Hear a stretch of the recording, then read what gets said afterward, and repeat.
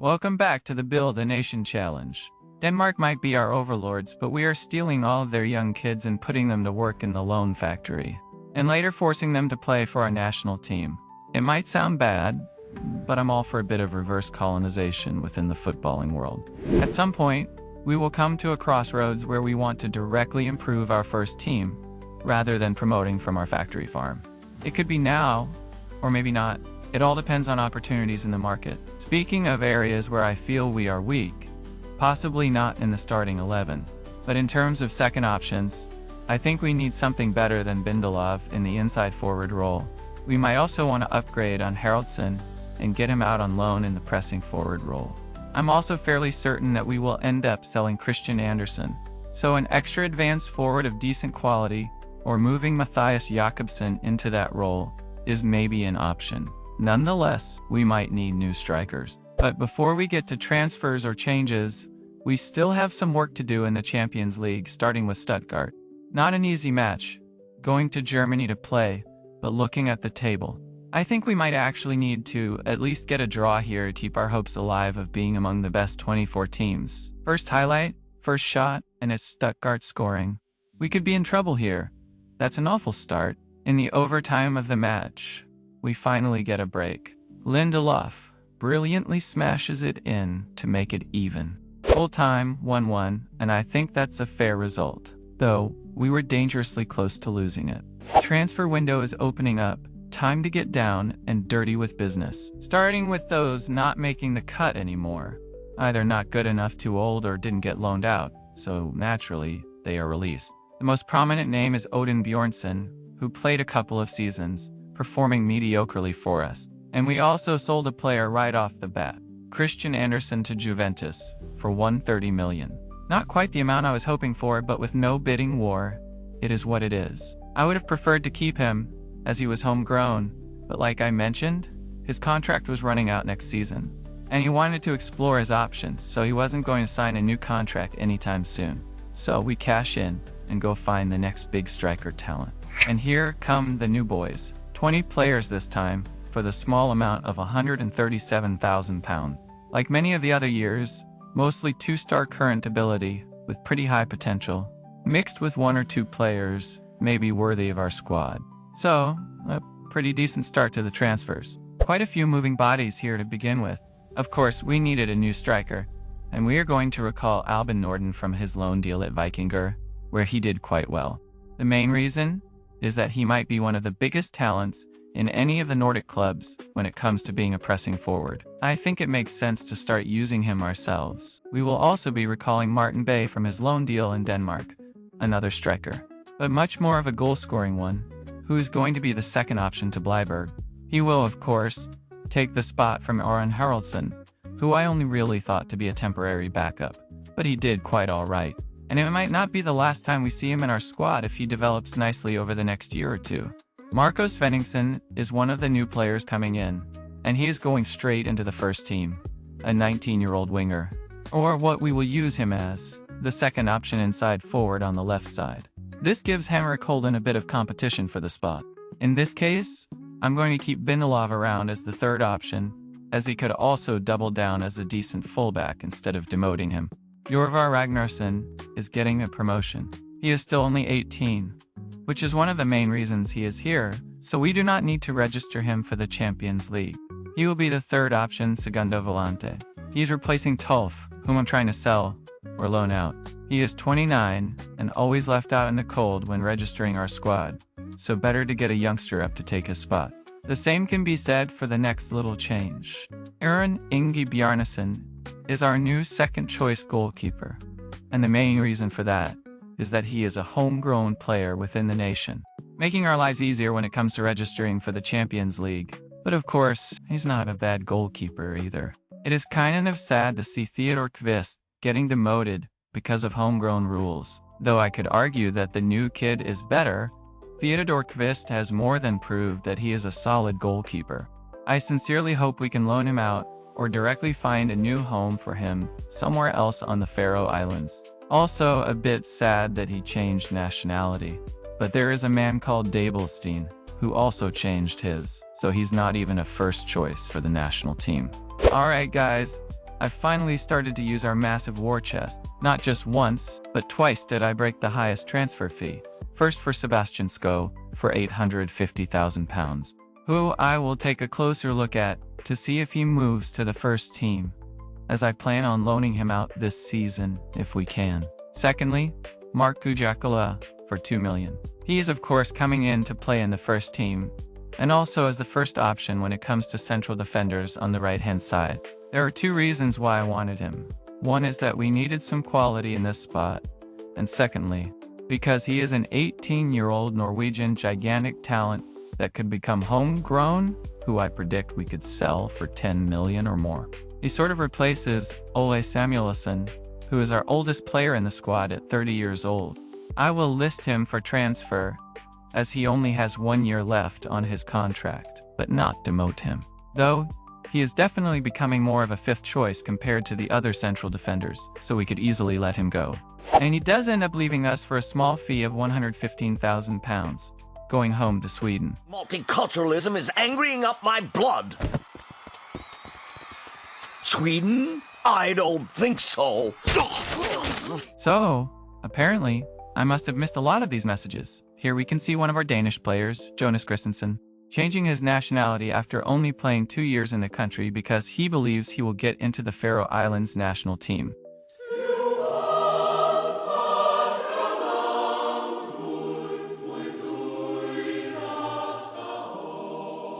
We have 2 games left in the Champions League, and I really hate to say this, but we kind of need to win or draw against Bayern Munich to have a decent chance of staying in the top 24 teams. We gave away a penalty after 6 minutes, but Dabelstein was not going to let them get an easy early lead.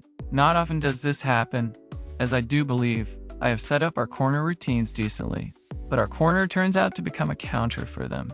And I guess maybe one of our defenders is caught out of position, as this is becoming a free run for Bayern to take the lead in the 53rd minute. Full time, 1-0 to Bayern Munich. Definitely the better team won, but we were getting chances and maybe even should have scored one. But in the end, this was just too big of a worst to swallow. The last game is not going to be any easier. Or is it? PSG only has 13 points, so maybe not the best of the best, but it's still extremely hard when we have to travel to Paris to play. It's really hard to tell if our 8 points will be enough or not, but there are 6 teams who could easily win their games and go past us. Pas bien, the frog-eating team takes the early lead. It feels like this has happened way too often this season. Yeah, I think we are pretty far from any sort of redemption arc. We didn't get a highlight yet, as they got their second goal after 25 minutes. There we go. Mathis Tell is completing his hat trick even in the first half. You know what I'm going to say, but I'm going to say it anyway. I'll skip to the end of this nightmare. Well, at least the nightmare didn't get any worse than that. Full time, 3-0. Let's just get out of this and see if we got lucky. Nice, we got lucky. This time around, goal difference did come in handy. Just 3 more goals, and we would have been outside the top 24. Alright, here's the draw. And I think the only opponent we could win against is probably Celtic. Atletico Madrid it is. Not the worst we could get, but also likely to be too hard. Here we go. First leg, and we are starting at home. How about that? Diego Simeone is still the manager after all these years. That's interesting. Starting fantastically, with us getting a penalty, and Bleiberg isn't missing the chance to get his first goal of the season. Oh man, we are really pushing for it, and we get rewarded too. This time, Henrik Holden gets it over the line. Keep the goals coming, lads. It did feel too good to be true. And with Dabelstein out with an injury, it was a lot of pressure to put on our teenage keeper to take this one. I would directly demote my player if someone made a mistake like this. What in the world of sports interactive coding happened there? Full time, 3-1 to us. That's a very nice and positive result. I was so confused about that last goal that I even forgot to make my last substitutions. That was a pretty big gift, as we can now travel to Madrid with a 2-goal lead. Second leg, and all we need to do is not let in 2 goals. I think that might be doable, but I also wouldn't be surprised if this ends up in extra time. Just before halftime, they did find a goal, which is very disappointing but also kind of what I expected. Of course, not a single highlight until the 89th minute in the second half, and they scored the second. The match engine tricked us into thinking we could do it. Alright, well, I predicted it. but I like it. Though, it's not like we didn't have chances. I just think they are bigger favorites than us going into this extra time. I don't believe it. They did it again. A massive mistake by their defender, but this time, it's our new pressing forward who put the pressure on and took full advantage of the situation. Well, it didn't hold all the way to the end, as they got a way too easy goal from a low cross. Okay, so penalties it is. It's been a while since we've had one. Should be fun. They start and score the first one easily. Our new striker, Martin Bay, also gets it in. He might be a teenager, but that's a big save right there by Bjarnson. Unfortunately, not all of our new lads are heroes today. Svenningsson with a poor effort. Bjarnson is choosing the wrong side this time around. Unlucky. Oh no, it's all going wrong. Simonson also misses his chance.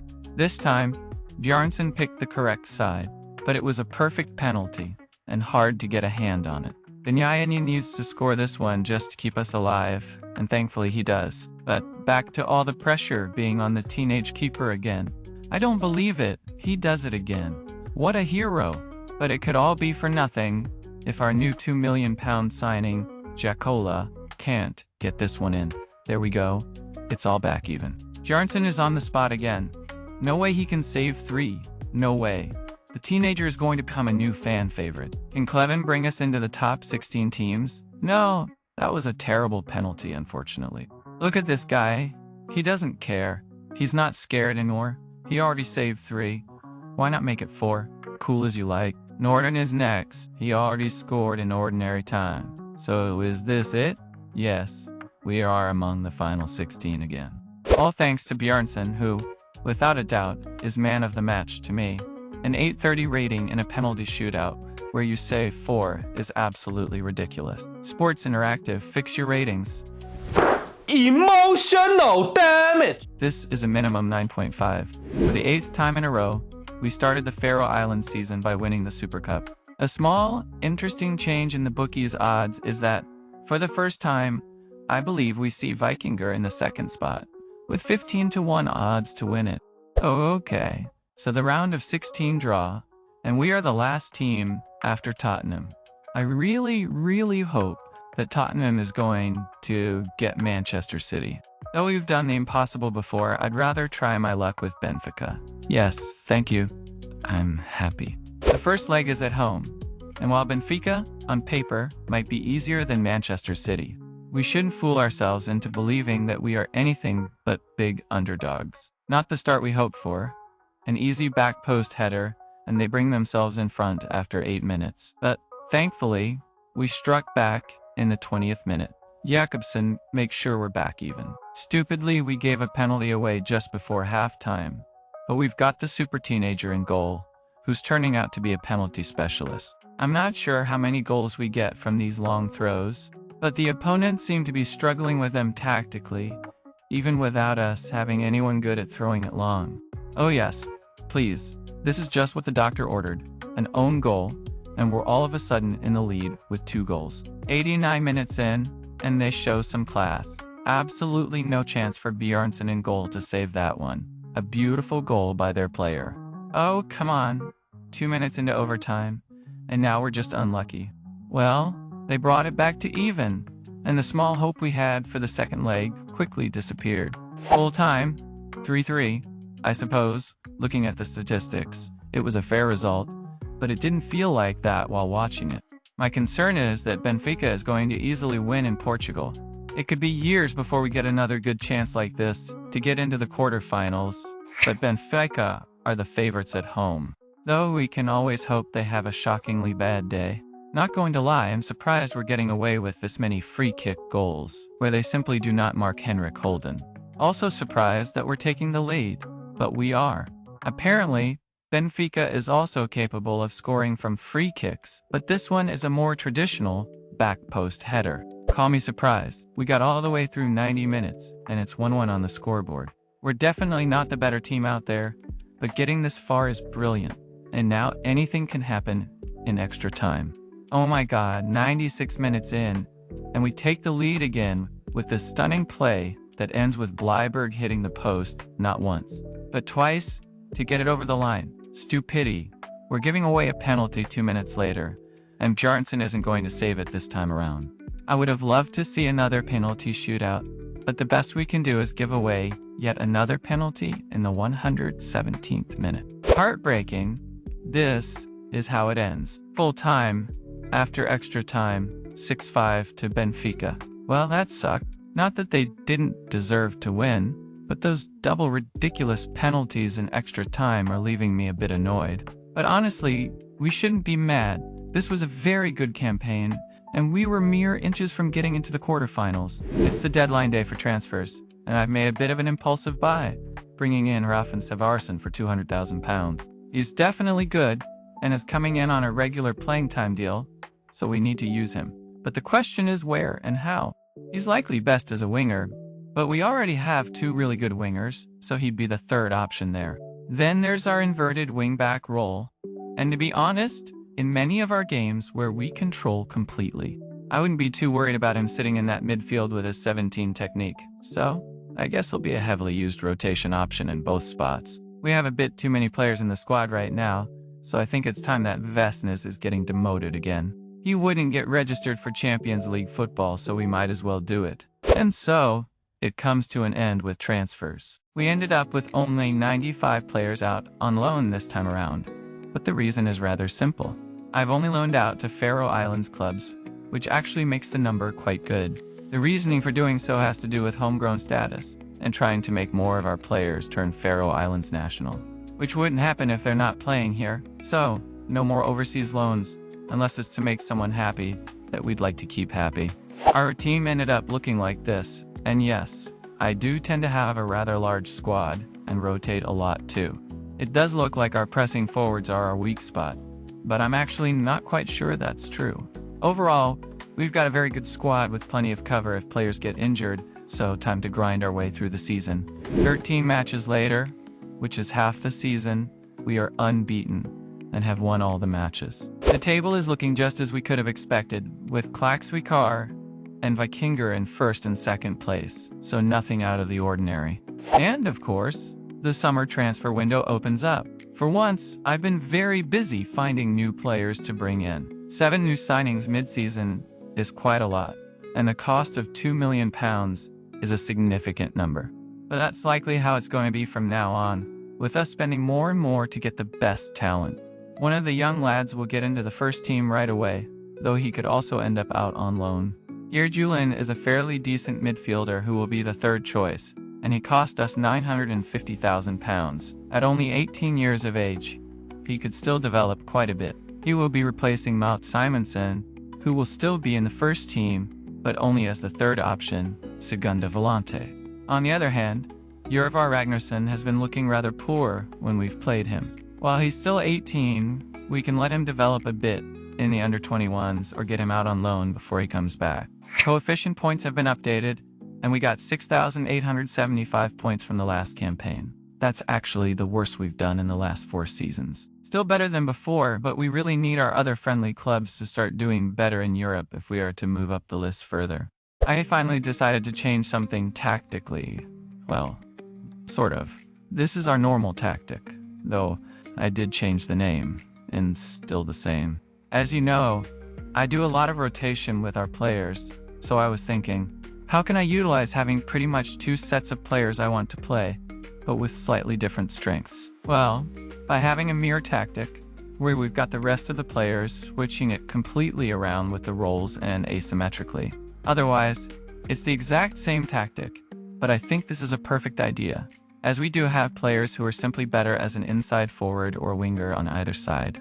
The same goes for the inverted wingback roles and fullbacks. So, I'm pretty happy with this little idea of mine.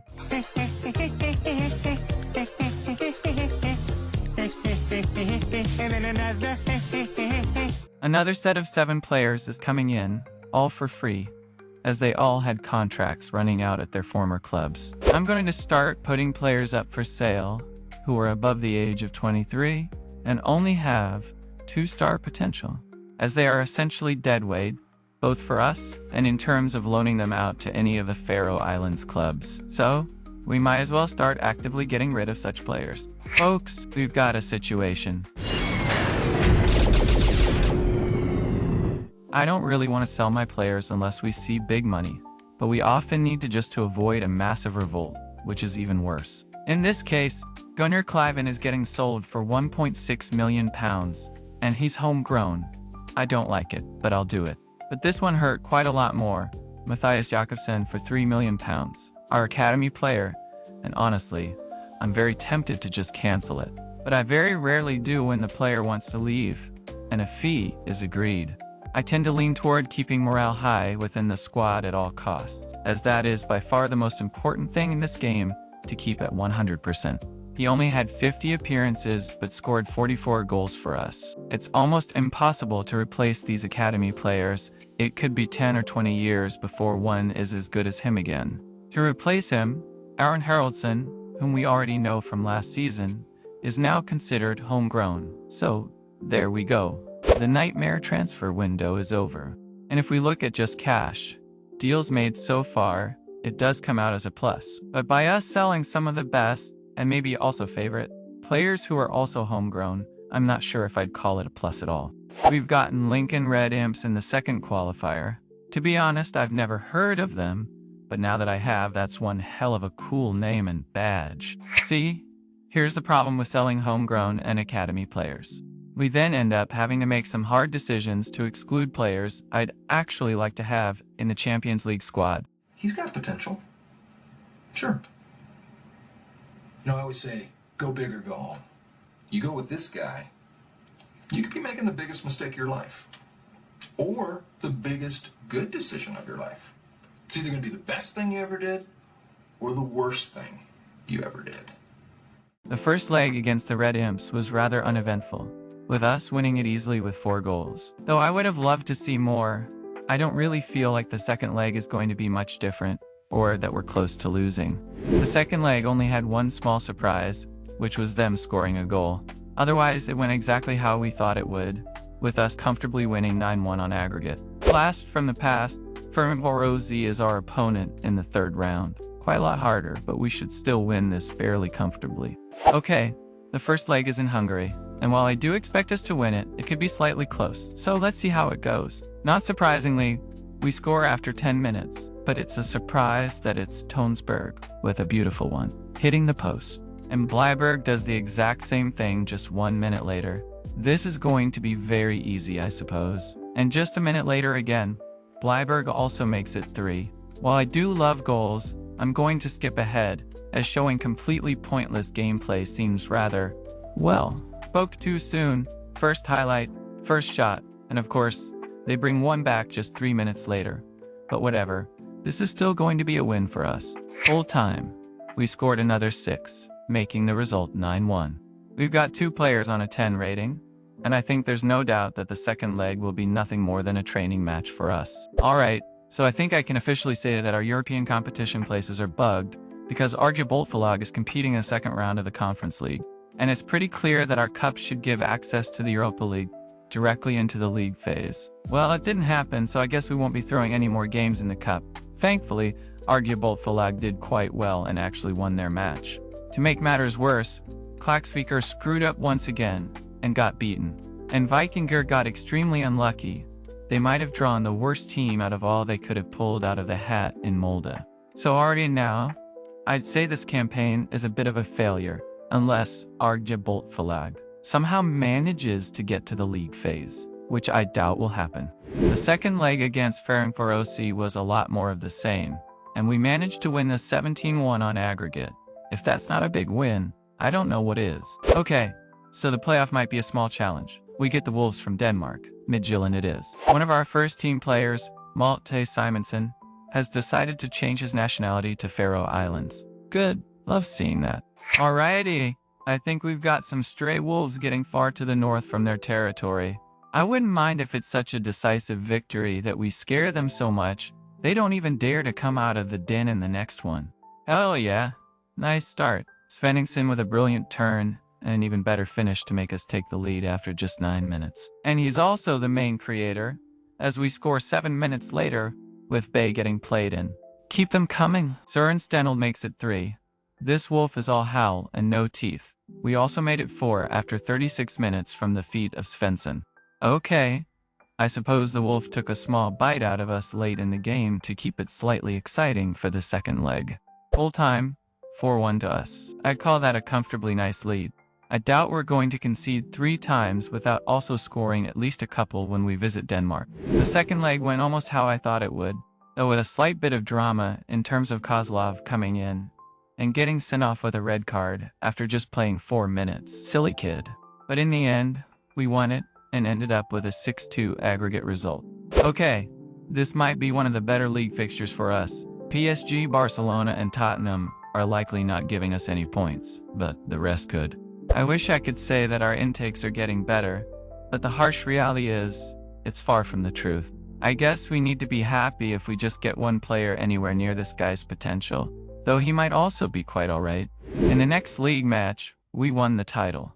This is our 10th title, so we're slowly but steadily catching up to the top all-time titles. We're also still unbeaten and have won all our games, so both the invincible and straight-up unplayable, which I'm going to call the winning them all sort of thing we're doing, is likely going to be our 3rd season in a row for that.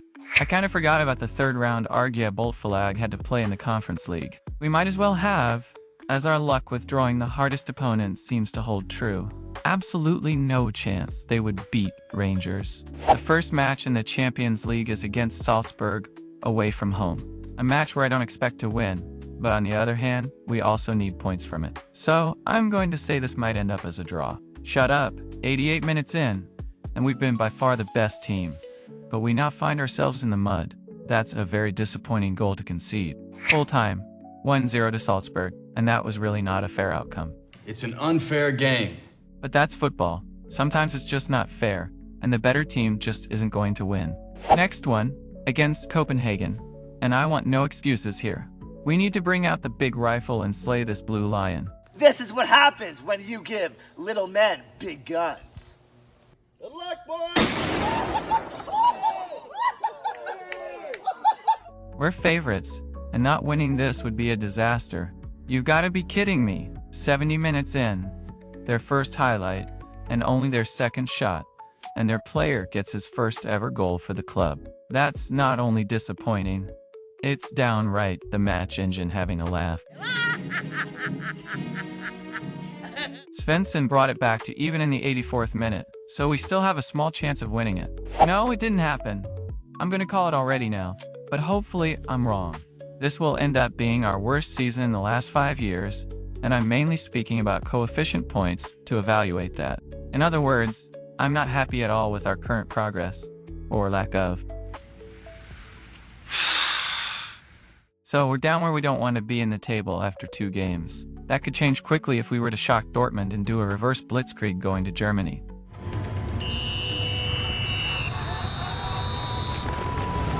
But that's likely too much to ask. Well, it might not be an overwhelming World War II surprise attack, but I think this one is going to shock Dortmund a bit. Albie Norden brought us in front. Not quite a counterattack, but Lufthansa seems to have found a weak point in our defense, with Ibrahimovic bombing it over the line.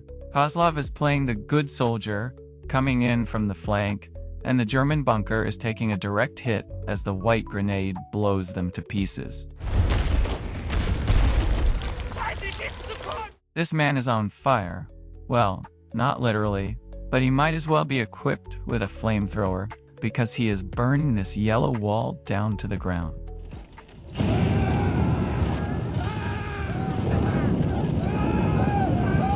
Full time in this battle, 3-1 to the United Forces of Suðuroy. This was exactly the type of war crime I was looking for. To be fair to the Germans, it was a fair fight, and on another day, they might even end up winning it.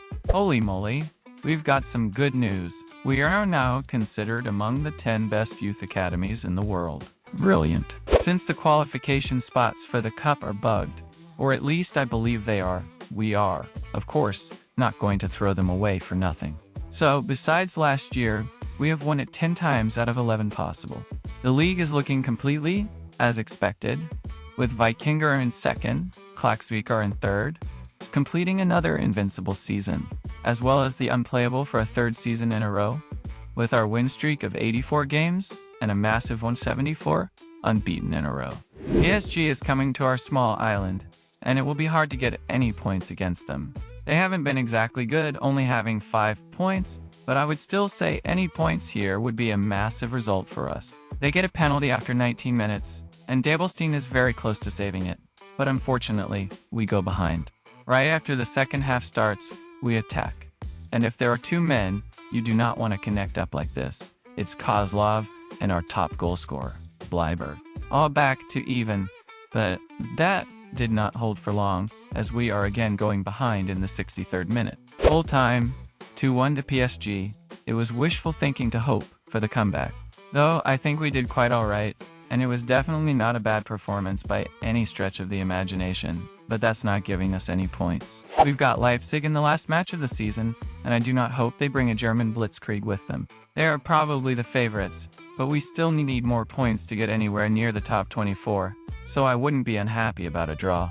We get a free kick in the 31st minute, and Henrik Holden finds a completely free and unmarked Bleiberg, who takes his shot from the edge of the area, hits a defender, and finds the net. It might be an own goal, but we care not about such things. Aureliusen with a brilliant run, he goes all the way through and scores the second for us. Full time, 2-0 to us. Not going to lie, I'm happily surprised with a clean sheet and 3 points. We were also the better team out there, so completely deserved, and it does give us a pretty decent chance in terms of the top 24. It was a nice way to finish off the season.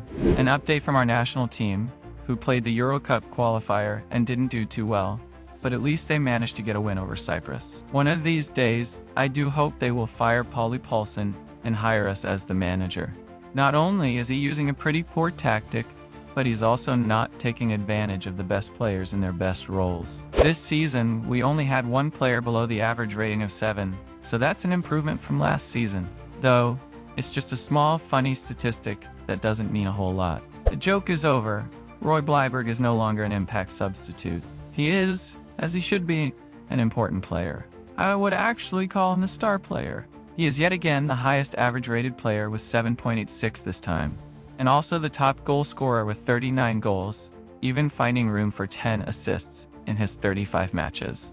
A completely outstanding player for us. Kristoffer Quist Svensson has also become an important player and probably should be considered better than Kozlov, as he again topped the assist list with 20 of those, also scoring 15, with a 7.77 rating in his 27 matches. Well, I say that, but then I come around to actually looking at Azamat Kozlov, and he is definitely keeping up with Svensson. With 20 goals, 19 assists, and a 7.71 rating in 34 matches. Also a very, very decent outcome for the season. In other words, we've got 2 very good players in this spot. Not that the other side is doing poorly. Henrik Holden, our academy player, actually, our only academy player in the first team now, is still doing just fine. 15 goals, 18 assists, and a 7.42 rating in his 40 matches. And I do feel like it's extremely important to at least have 1 academy player still in our first team. So it would take a massive bid for anyone to come and take him off us. I often overlook the goalkeepers, but Aaron Ingi Bjarnason was a bit of a hero in this episode. He was also maybe the player with the most progress and overall, possibly even overtook Dabelstein in ability, as he is now considered a 4-star. It was a good season for him. And since he's homegrown and trained in the nation, it would make a lot of sense to keep him around for a long time. The jury is still out on whether this was a successful season. A lot of my judgment on such things comes down to how the other teams also contribute to the coefficient points, and I'm definitely disappointed. But we also got unlucky with them having rough draws to deal with. It is what it is, and all we can do is keep grinding and increase the overall strength of their squads through better loan farm players. So, I think we are taking it up 1 notch in the next episode in terms of that. I love you all.